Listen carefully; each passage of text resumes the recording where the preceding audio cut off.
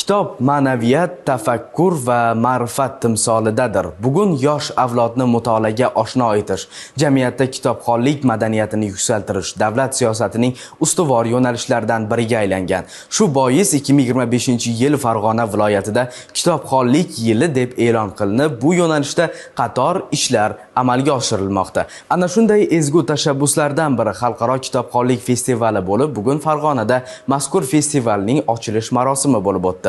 Tadbir jarayonlari haqida muxbirimiz Bahodir Maqsudov xabar beradi.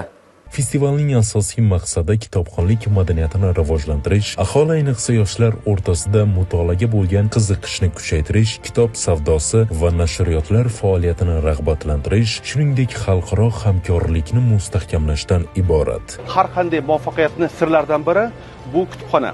Shaxsan meni muvaffaqiyatlarimning sirlaridan biri bu mana shu yerda joylashgan Ahmad Al-Farg'oniy nomidagi Farg'ona viloyat kutubxonasi va mana shunday kutubxonalardagi bo'lgan kitoblar qanchalik O'zbekiston yoshlari, ayniqsa qanchalik Farg'ona yoshlari qiziqib o'sha kitoblarni o'qisa, shunchalik ularni oldida juda qiziqarli kelajak bo'lishi mumkin. Ochilish marosimi doirasida kitob ko'rgazmalari, adabiy uchrashuvlar, ijodiy chiqishlar va turli madaniy dasturlar namoyish etildi. Festivalning ochilish marosimi keng jamoatchilik ishtirokida katta qiziqish bilan bo'lib o'tdi.